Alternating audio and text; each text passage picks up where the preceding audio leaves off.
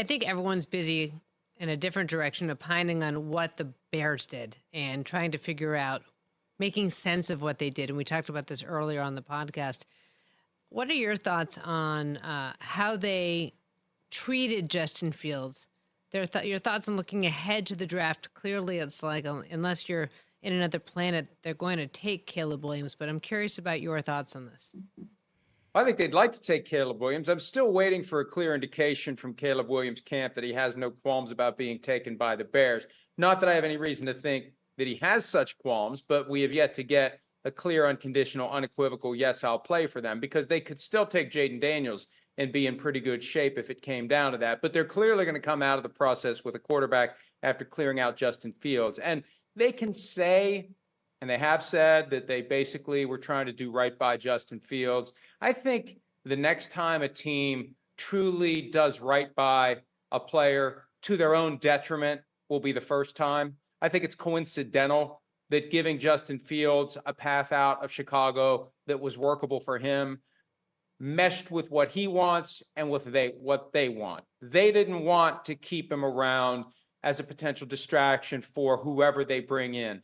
There was, and probably still will be in Chicago, a fierce debate over whether or not they should keep Justin Fields. They had yard signs in Chicago. Justin Fields is my quarterback.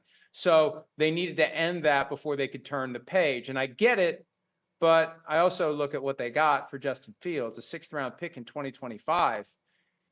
There's no way they're going to get less later, whether they wait until after the first round of the draft, if one of these teams that wants a quarterback doesn't get the guy that team wants, or once they start playing games and guys get hurt. We saw it last year. Guys are going to get hurt.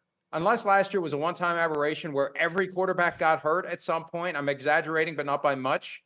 At some point, a starter is going to go down, and they could have gotten a lot more than a 6th-round pick in 2025 for Justin Fields. And if they just didn't want him around, they could have said, hey, we're going to pay you. If you're fine with this, just stay home. We'll cut you if we get to the end of the trade deadline and a deal doesn't materialize. But I mean, I don't know why they didn't do that. I think they just wanted to end this. They didn't want to be distracted by it. They didn't want whatever hard feelings would be coming from Justin Fields. And at the end of the day, they gave up a 1st-round pick, a second 1st-round pick to move up to get him. They had him for 3 years, and they get back a future 6th-rounder. You think there's any chance that Caleb pulls an Elway, pulls an Eli, and says, I'm not going to Chicago? I'm not ready to rule it out. I think it's a very sensitive issue because it happens so rarely.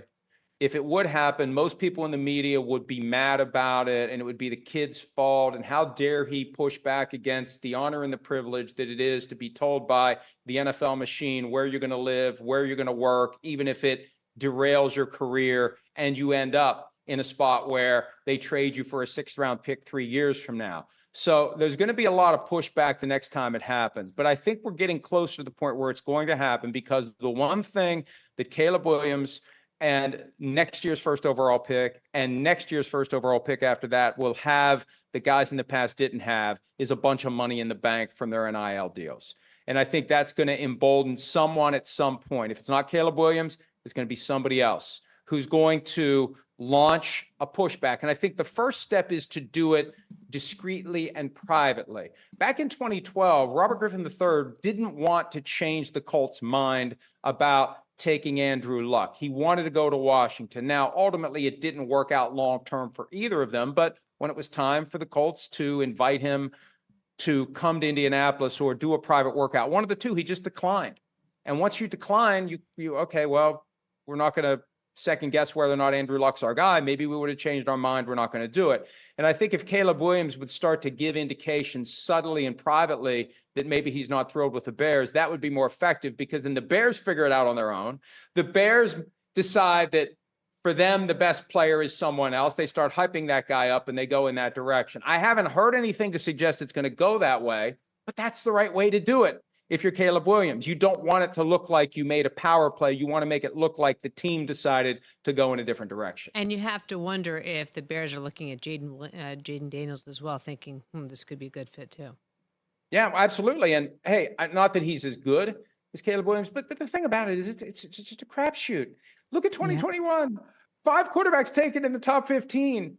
And one of them's worked out. And who knows what Trevor Lawrence is going to be? It looked like he was on franchise quarterback trajectory. And then last year, I don't know what happened. So the jury's still out on whether he's going to be a top 5 guy. Everybody wants that top 5 quarterback. And the only way you have a chance to get him is through the draft, because nobody knows what those guys are going to be. But a lot of them aren't going to be good. And look at how many teams this year are desperate. The Vikings, they've already got 2 first-round picks ready to go. They are going to make their jump up into the top 4, 5, 6, wherever, to get a quarterback, and they're going to take their chances, and they're going to hope it works out. And maybe it will, maybe it won't. If it doesn't, they'll be back there again, taking another shot, but it may be a different coach and a different GM when they do. Check out new episodes of What the Football with Suzy Shuster and Amy Trask every Tuesday. Watch us on the Rich Eisen Show YouTube page, or follow and listen wherever you get your podcasts.